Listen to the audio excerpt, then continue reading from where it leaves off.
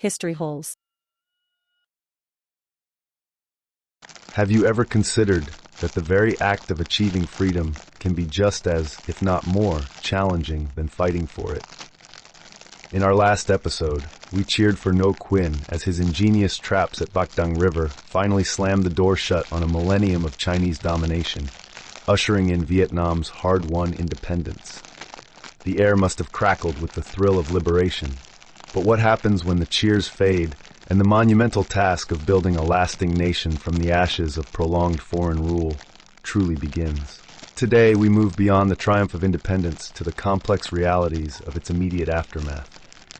We'll explore a period marked by both ambition and betrayal, laying the foundation for what would become Vietnam's enduring statehood.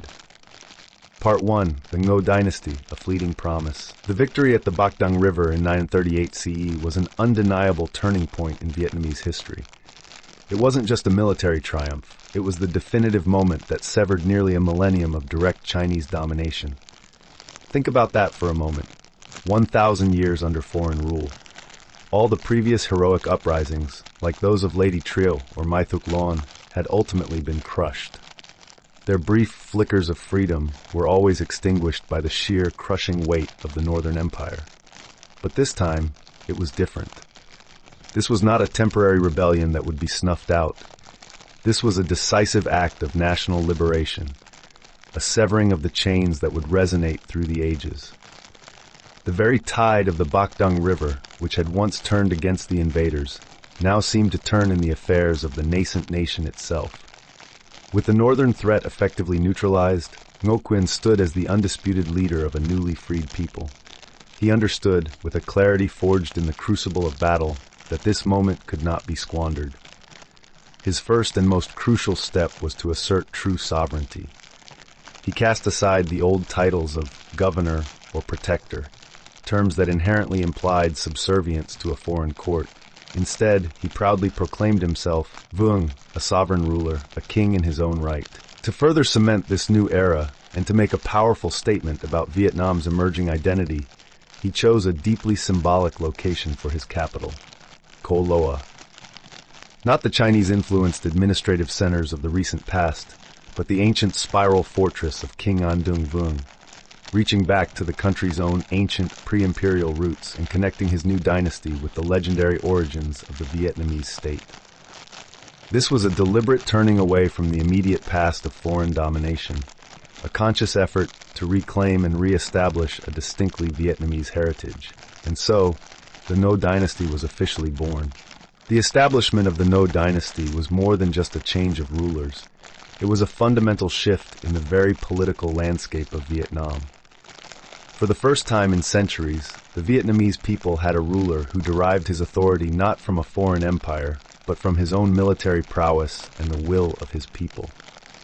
This foundational act laid the groundwork for centuries of independent Vietnamese rule. However, even the most promising beginnings can be fragile. Ngô Quyền reign, unfortunately, proved to be tragically short. He passed away in 944 CE at the relatively young age of 46. This untimely death, occurring just 6 years after his monumental victory, plunged the nascent state into immediate uncertainty. The hard-won unity he had so painstakingly forged began to unravel, and the cracks in the foundation of independent Vietnam quickly became apparent. His passing marked the end of the first brief phase of truly independent Vietnamese rule, leaving a power vacuum that would soon be filled by conflict and fragmentation. Part 2. And so the stage was set for a new kind of struggle, one not against a foreign oppressor, but against internal fragmentation. Ngô Quyền passing plunged Vietnam into chaos, a tumultuous era famously known as the Upheaval of the 12 Warlords. This wasn't just a simple power vacuum. It was a complex struggle for dominance between regional strongmen, each vying to carve out their own fiefdoms and exert control over the newly independent land. The delicate balance that Ngô Quyền had maintained between the Red River Plain and the more independently minded southern provinces quickly unraveled. Dung Tam Ca, Ngô Quyền brother-in-law, was quick to seize the moment, proclaiming himself king. This audacious move was a direct challenge to the authority of Ngô Quyền young sons. igniting immediate resistance from the powerful factions within the Red River Plain. This struggle highlighted a recurring theme in early Vietnamese statehood: the tension between centralized, imperial-style governance influenced by centuries of Chinese rule and the more decentralized, often warrior-led traditions of the regional strongholds. However, Dung Tam Ca's rule, like Ngô Quyền, was fleeting. In 950 CE, the leaders in the Red River Plain, rallying behind Ngô Quyền second son, eventually deposed Dung Tam Ca and banished him back to the south. This brief resurgence of power for the Red River Plain, while restoring some semblance of Ngô authority, did not bring lasting peace. The country remained fragmented, with ongoing skirmishes between rival factions. The dream of a truly unified nation remained elusive, a distant aspiration amidst the constant jostling for power. This period, known as the Upheaval of the 12 Warlords, truly underscores the fragility of newly won independence. Imagine a country, having just cast off the yoke of foreign rule, now tearing itself apart from within. It's a testament to how deeply regional loyalties and personal ambitions had been allowed to fester under the previous centuries of Chinese administration, where local leaders often held significant sway and imperial authority could feel distant. The centralizing force that a unified Chinese empire had once provided was gone, and no strong singular Vietnamese power had yet emerged to effectively replace it. This wasn't just a handful of ambitious men. It was widespread chaos, a literal fracturing of political authority across the land. The contest wasn't merely over land and titles. It was a battle of contrasting political philosophies. The Red River Plain, home to the former imperial administrative centers, still held a strong residual influence from the Chinese bureaucratic model. Here, the idea of a centralized, orderly state, governed by educated officials, resonated deeply. In contrast, the southern provinces, more recently settled and less thoroughly integrated into the Chinese imperial system, often favored a more martial, decentralized form of leadership, where power was held by strong, charismatic warriors. This ideological divide contributed significantly to the protracted nature of the upheaval, as each warlord not only fought for territory, but also implicitly championed a particular vision for the future of the Vietnamese state. The toll on the common people during this period must have been immense. Constant warfare, shifting allegiances, and the absence of a stable central authority meant insecurity, disruption to agriculture, and a general breakdown of order. Lives were overturned as fields became battlegrounds, and communities were caught between the demands of competing warlords. Yet it was precisely out of this crucible of conflict that the next powerful figure would rise, a man whose ambition and military acumen would once again attempt to forge unity out of disarray. Part 3. It was from this backdrop of instability and fragmentation, this chaotic period of the upheaval of the 12 warlords, that an extraordinary figure emerged: Đinh Bộ Lĩnh.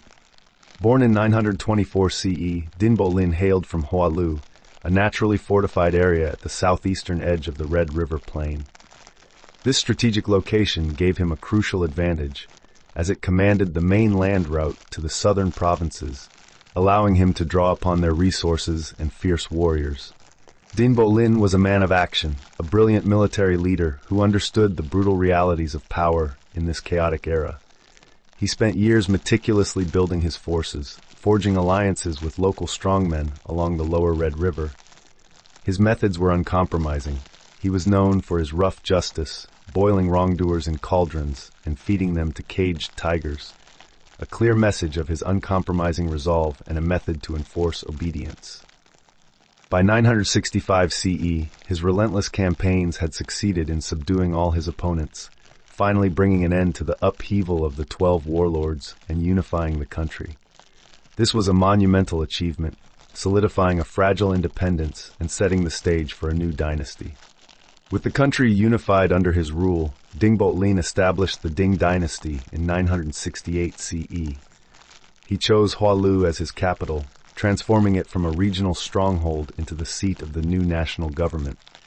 This choice was symbolic, reflecting his origins in the southern provinces and marking a departure from the traditional power centers of the Red River Plain. Đinh Bộ Lĩnh understood the importance of legitimizing his rule, both internally and externally. He adopted quasi-Buddhist ideas, particularly those related to exorcising demons and karmic retribution, to bolster his authority. He even erected 100 stone columns inscribed with Buddhist texts, believed to expel demonic powers at his court. He also wasted no time in establishing diplomatic relations with the Song Dynasty in China, which had recently reunified much of China after the fall of the Tang Dynasty. His relationship with the Song was a delicate dance. He sent envoys bearing rich tribute to the Song court, acknowledging their suzerainty, but always with an underlying assertion of his own independent rule. The Song, preoccupied with their own internal issues and northern frontiers, provisionally acknowledged Đinh Bộ Lĩnh authority, effectively recognizing Vietnam's de facto independence. This policy, later termed appeasement control by some historians, allowed Vietnam to maintain a fragile peace with its powerful northern neighbor, buying time for internal development. However, the question of succession continued to plague the newly established dynasty. Đinh Bộ Lĩnh personal life was entwined with the political landscape. He practiced polygamy, taking multiple queens from prominent families to forge alliances, a tradition that would be continued by his successors for a century. But this strategy, while aimed at unity, also sowed the seeds of future conflict within his own family. In early 979 CE, Đinh Bộ Lĩnh made a fateful decision. He demoted his eldest son and designated heir, Đinh Lien, and replaced him with an infant son, reportedly out of extreme love for the infant's mother. This move had disastrous consequences. Just a few months later, Đinh Lien, unwilling to accept his disinheritance, brutally murdered his younger half-brother. He then erected stone columns inscribed with a Buddhist sutra, ostensibly to provide deliverance for his dead brother's soul, but effectively to shift the karmic blame to the victim.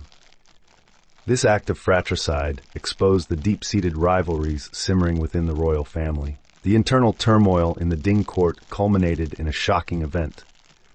In late 979 CE, Đinh Bộ Lĩnh and Đinh Lien were both assassinated in their sleep by a courtier.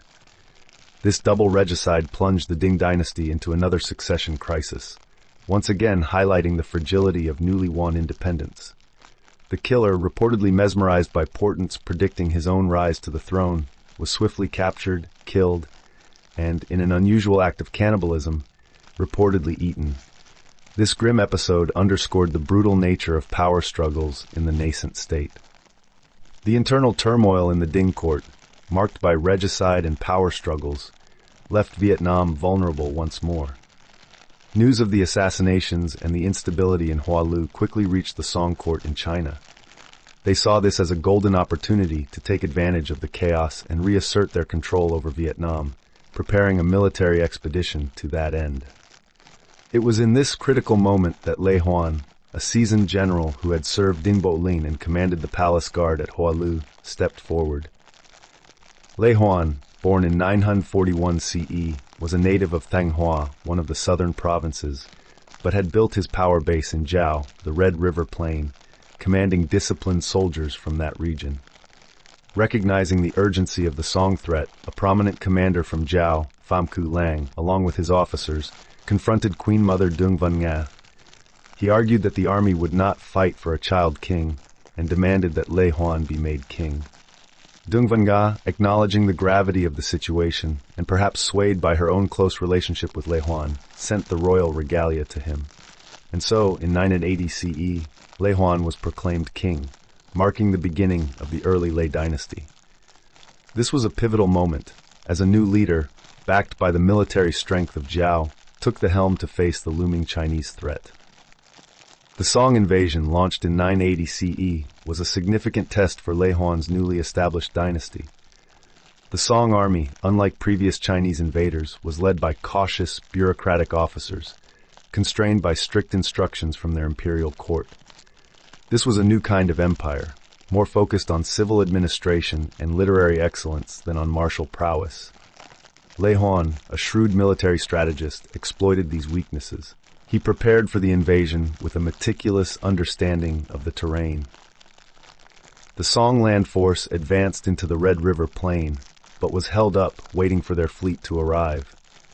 Lê Hoan's forces engaged the Song fleet at the Bạch Đằng estuary, the same river where Ngô Quyền had achieved his decisive victory, preventing it from linking up with the land forces. When a Song official, mistakenly believing Lê Hoan was about to surrender, advanced his army by river towards Hoa Lu, he was ambushed and killed.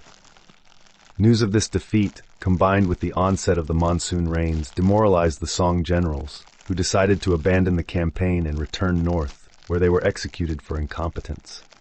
Lê Hoan had successfully repelled the Song invasion, securing Vietnam's independence once more. This victory, achieved within months of his accession, solidified Lê Hoan's legitimacy and set a powerful precedent for future military resistance against foreign invaders. His reign, which lasted until 1005 CE, was largely dedicated to consolidating his power, defending against external threats, and beginning the process of building a more stable state. Lê Hoan understood the importance of maintaining diplomatic relations with the powerful Song Dynasty. He engaged in a delicate policy of formal vassalage, regularly sending tribute missions to the Song court and accepting their honorary titles, while simultaneously asserting his independent rule. This appeasement control policy, as some historians call it, allowed Vietnam to maintain a fragile peace with its powerful northern neighbor, buying time for internal development. Internally, Lê Hoan continued Đinh Bộ Lĩnh practice of seeking alliances through marriage, but he also began to shift his base of support towards the more populous and economically vibrant Red River Plain. He relied heavily on the advice of an erudite Chinese named Hồng Hiên, who may have held administrative responsibility for Zhao. This strategic shift was crucial, as the Red River Plain was the center of agricultural resources, manpower, and educated talent. Lê Hoan's reign was not without its challenges. He spent much of his time battling rebels in the southern provinces and on the Cham frontier. He understood the moral dilemma of using violence for a worthy cause, as reflected in a recorded speech during a storm at sea, where he expressed regret for harming the innocent but justified his actions against wickedness, cruelty, and savage resistance to civilizing instructions. This reveals his belief in a civilizing mission, aligning with the broader imperial ideals that had influenced Vietnamese leadership for centuries. As Lê Hoan's reign drew to a close, the influence of Buddhist monks in Zhao grew significantly. These monks, who administered extensive temple lands and educated a new generation of young men, became indispensable to the Hoa Lu kings for administering Zhao and dealing with the Song Empire. They found ways to introduce their most promising students into the court, setting the stage for the next dynastic transition. Lê Hoan's death in 1005 CE again triggered a succession crisis among his many sons. The struggle for the throne was fierce and bloody, with multiple brothers vying for power. Ultimately, his youngest son, Lê Dinh, emerged victorious through ruthless means. Lê Dinh, at only 19 years old when he became king, was depicted by later Confucian historians as the last bad king of a dynasty whose depravity justified the rise of a new one. His reign was characterized by cruelty and self-indulgence, culminating in his death 4 years later, reportedly from hemorrhoids. This brief rule perfectly encapsulated the volatility and internal strife that plagued Vietnam in the immediate aftermath of gaining independence. This era, from Ngô Quyền initial triumph to Lê Dinh's chaotic demise, reveals the profound challenges of forging a new nation. Independence was won, but unity remained a fragile aspiration, constantly tested by regional rivalries and the unpredictable nature of power. The early Ngô and Dinh dynasties, followed by the brief reign of Lê Hoan, represent the first tentative steps towards a consolidated Vietnamese state, a period of trial and error as the nation grappled with its newfound freedom. I thank you very much for joining us on this journey. Please leave a like and subscribe if you want more. If you feel like it, tell us what else you'd like to hear. See you on the next episode.